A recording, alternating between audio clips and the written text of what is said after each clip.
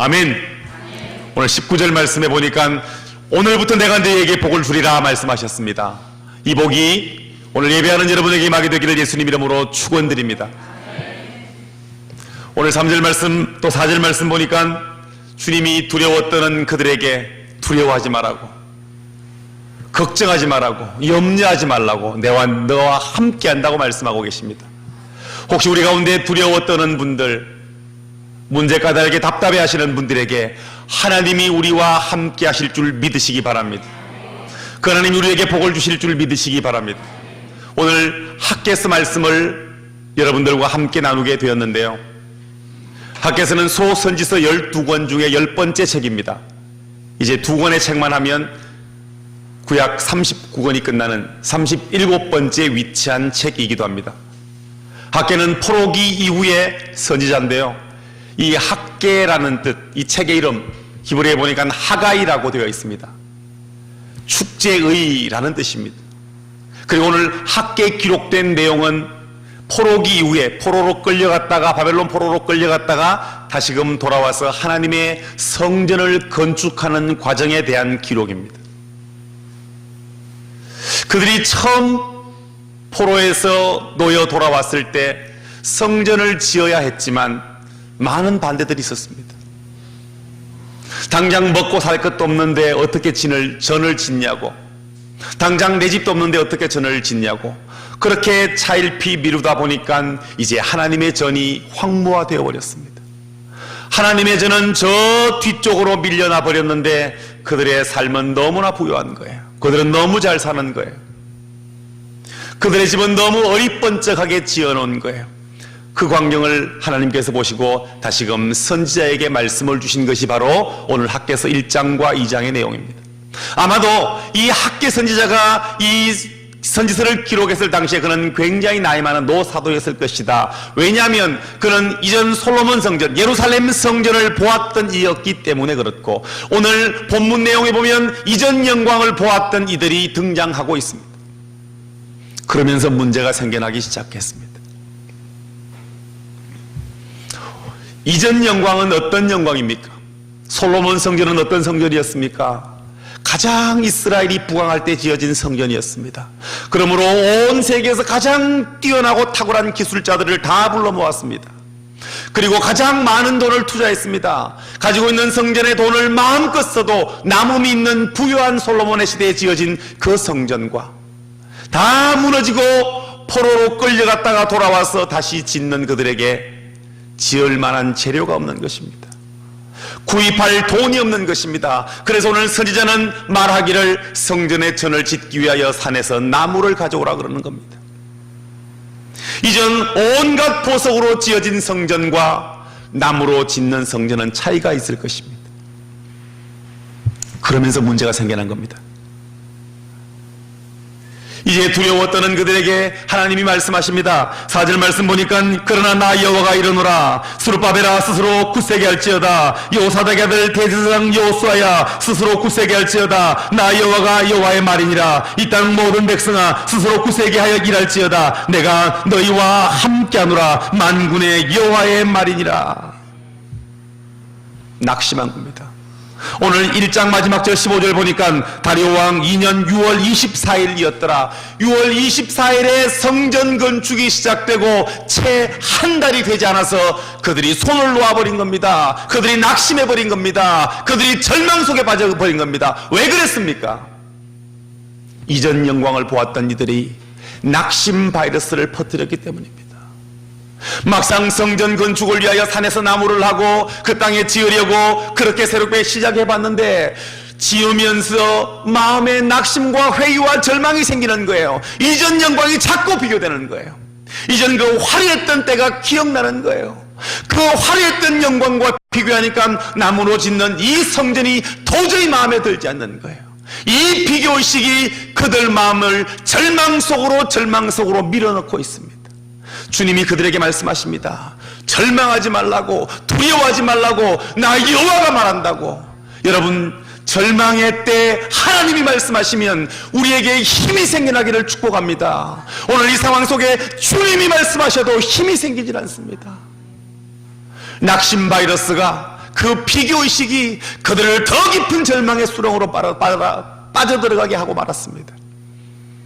여러분, 하나님이 우리에게 주신 99개의 복이 있는데 받지 못한 하나 때문에 원망하고 슬피 울었던 적 없으십니까? 매일 새벽을 깨워 기도하고 하나님이 내 삶에 가장 우선순위에 계신다는 믿음 가지고 그렇게 정성껏 최선을 다하여 주의 앞에 삶을 사는데 여전히 풀리지 않는 기도 제목들, 여전히 해결되지 않는 기도 제목들 때문에 절망의 시간들 보낸 적 없으십니까? 어쩌면 지금도 그 풀리지 않는 기도의 제목 들고 나온 분들 아니 계십니까?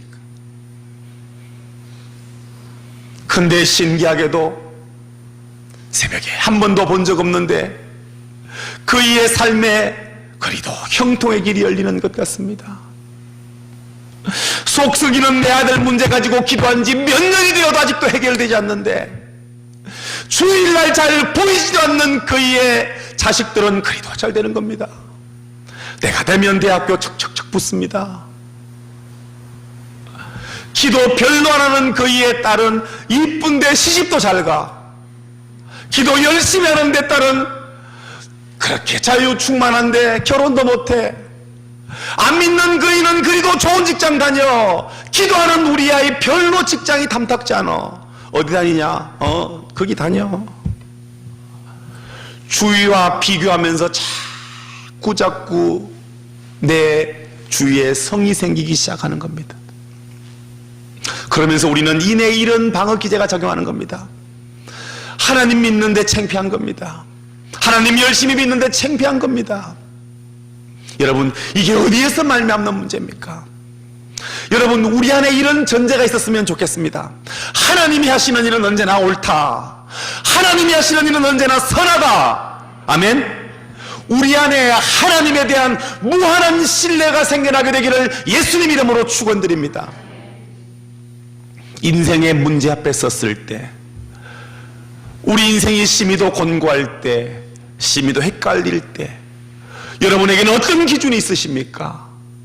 여러분, 우리의 기초가 든든하고 우리의 기준이 명확하면 우리를 올가매는 그 모든 비교식과 모든 절망의 상황에서 헤어나올 수가 있습니다. 그 기초와 그 기준이 무엇입니까? 예수 그리스도입니다. 여러분, 하나님이 우리를 어떻게 사랑하셨습니까? 아들 예수를 우리에게 주실 만큼 우리를 사랑하신 분이십니다. 주님은 우리를 얼마나 사랑하시는지 우리의 머리털까지도 세신 바 되셨다고 성경은 기록하고 있지 않습니까? 여러분, 만약 내가 내 문제 때문에 가슴 아파 울면 주님은 그 문제 보시면서 피눈물 흘리십니다. 그것이 아비의 마음 아니겠습니까? 내 자녀가 잠 못 자고 열이 펄펄 끓으면 아직 병원에 갈 시간이 되지 않은데 그렇게 아이가 잠 못 자고 울면 어느 부모가 그 옆에 코 골며 자겠습니까? 어느 어미가 그 주위에 아무 생각 없이 그 아이는 그렇게 버려두고 자겠습니까? 여러분, 악인이라도 자녀에게는 좋은 것 주건데 하물며 하늘에 계신 하나님이시겠습니까? 그 하나님이 우리를 아십니다. 오늘 4절 말씀처럼 이 말씀이 여러분을 굳세게 하기를 바랍니다. 하나님이 말씀하시면 우리에게 그 평강의 복이 임하게 되기를 예수님 이름으로 축원드립니다. 성전 건축을 시작한 지 한 달이 되지 않아 만난 이 엄청난 위기 앞에 이전과 비교하니까 너무 초라한 성전 앞에서 두려워 떠는 그들에게 하나님이 굳세게 하라고 주님이 친히 말씀을 해주신 것입니다. 여러분이 만난 상황 속에 맞닥뜨린 현실 속에서 너무 힘드십니까? 주님이 그 문제를 보고 계심을 인하여 힘 얻으시기를 축복합니다. 오늘 1절 말씀 보니까 일곱째 달 곧 그 달 21일에 여호와의 말씀이 선지자 학개에게 임하니라. 한 달 만에 문제가 생겼습니다. 3절에 그 문제를 기록합니다. 너희 가운데 남아있는 자 중에서 이 성전의 이전 영광을 본 자가 누구냐? 이제 이것이 너희에게 어떻게 보이느냐? 이것이 너희 눈에 보잘것 없지 아니하냐? 이전 성전의 영광을 보았던 나이 많은 분들 마음에 원망이 생기는 겁니다. 하나님 앞에 부끄럽다는 겁니다. 그렇게 화려했던 성전과 비교하니까 너무 초라하다는 겁니다. 근데요, 동일한 내용을 바라본 에스라 3장에 보면 청년들은 성전을 지으면서 환호하는 거예요. 너무너무 기뻐하는 거예요. 왜요? 그들은 이전 영광은 보지 못했지만 지금 지어지는, 비록 나무로 짓지만 하나님의 영광이 임하는 성전을 짓는다는 게 이 젊은이들 마음에 가슴 벅찬 거예요. 무엇을 제가 말합니까? 여러분, 비교하니까 불행해지고요, 하나님께서 허락하신 이 은혜만 바라보니까 너무너무 가슴 튀는 거예요. 저는 여러분들의 눈에 여러분에게 부어주신 그 은혜만 보여 가슴 뛰는 주인공들 되시기를 예수님 이름으로 축원드립니다. 받지 못한 하나 때문에 절망의 밤을 보내지 마시고 받은 하나까지에게 감사하는 여러분 되기를 예수님 이름으로 축원드립니다. 하나님은 그런 우리를 기대하시고 하나님은 그런 우리에게 더 놀라운 은혜의 복을 부어주시는 줄 믿습니다. 우리를 가장 힘들게 하는 것이 무엇입니까? 그것은 비교의식입니다. 그것은 열등의식입니다. 또 그것은 우월의식입니다. 우리는 찬양하면서 주님 한 분이면 족하다고, 주님이 기억하시면 족하다고, 주님밖에 없다고, 주님이 최고라고 고백하면서 막상 만난 내 현실의 문제 앞에서는 얼마나 원망이 많고 불평이 많고 얼마나 안타까움이 많은지, 찬양할 때 드렸던 고백이 우리 삶의 고백 되기를 예수님 이름으로 축원드립니다. 찬양할 때 내 입술을 열어 주님이 내 인생의 최고라고 고백하는 여러분들의 삶에 주님이 여러분의 삶에서도 최고 되기를 예수님 이름으로 축원드립니다. 혹시 여러분 삶의 우선순위에 주님이 2순위, 3순위 밀려 계십니까? 그 1순위를 차지하고 있는 돈의 문제, 자녀의 문제, 남편의 진급의 문제, 여러 가지 문제들 계십니까? 그 위에 주님 계시게 되기를 예수님 이름으로 축원드립니다. 이스라엘의 나이 많은 분들, 그들을 꾸짖어야 될 부분은 그 이전의 영광을 받던 분들이 왜 이렇게 전이 초라하냐고 말하면 아니 되겠죠. 최선을 다해 짓지 못하는 걸 안타까워해야죠.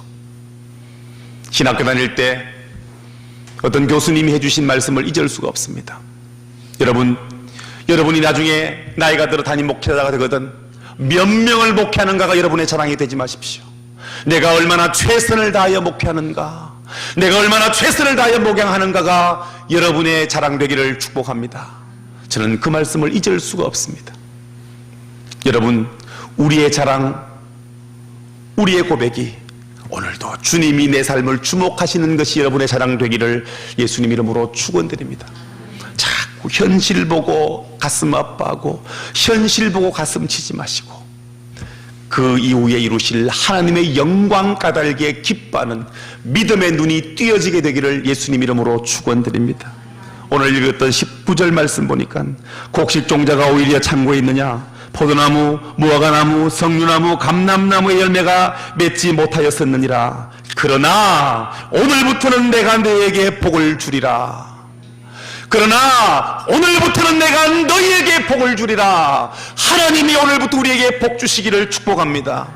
지금까지도 많은 복 누리고 살았지만 오늘 이후에 하나님이 더 놀라운 복을 저와 여러분에게 부어주시기를 예수님 이름으로 축원드립니다. 여러분, 때때로 비교의식이 우리의 삶을 비패케 만들고 우리를 슬프게 만들고 안타까움을 줄 때가 있습니다. 그런데 다시금 돌아보면 휴대폰은 비교의 대상이 됩니다. 새롭게 나온 가전제품은 비교의 대상이 됩니다. 42인치보다는 55인치가 훨씬 보암직할 겁니다.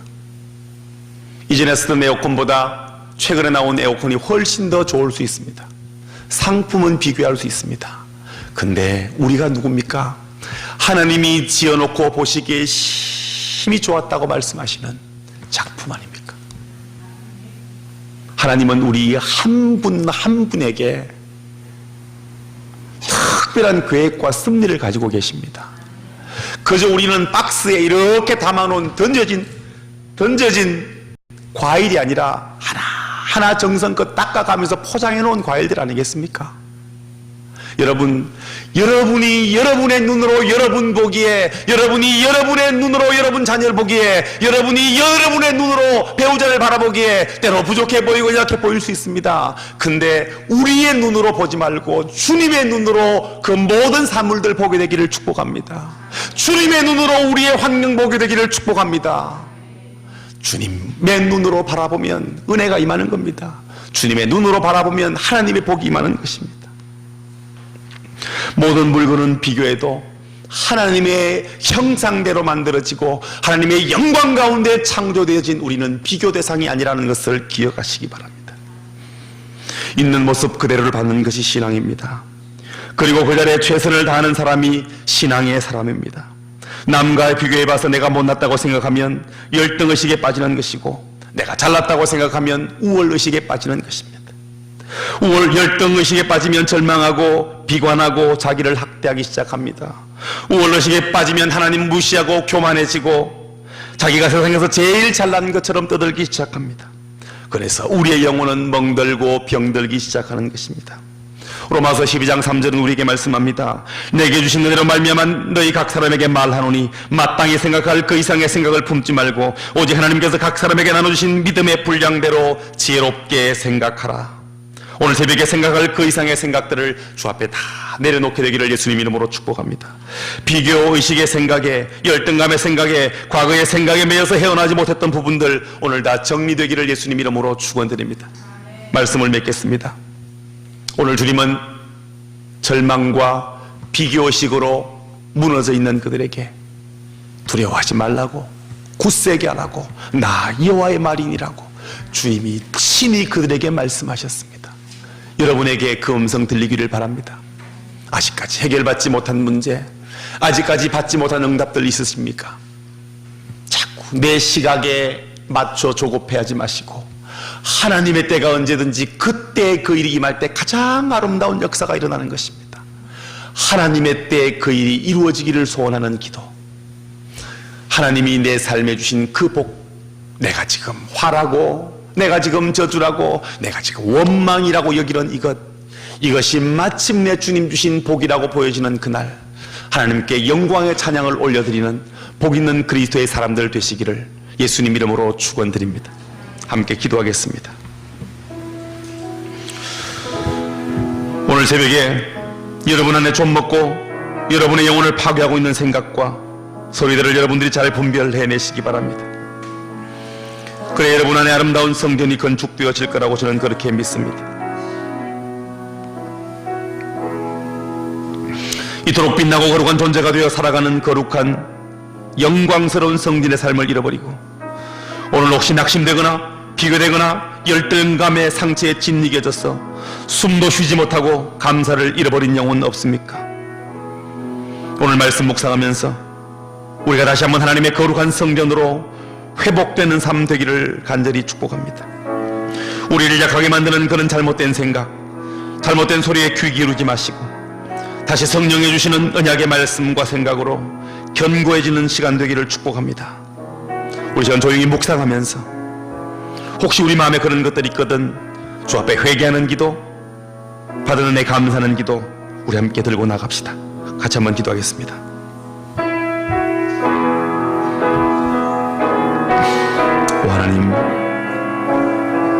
오 하나님 은혜를 더하여 주옵소서.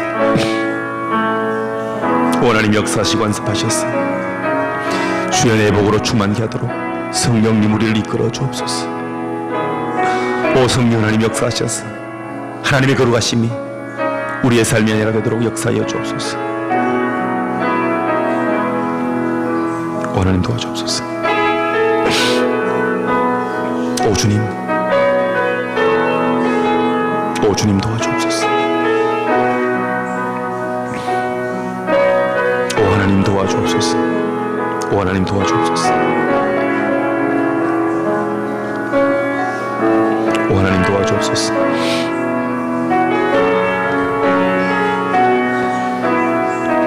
살아계신 하나님, 오늘 저희들을 이 말씀으로 굳세게 세워주심을 감사드립니다.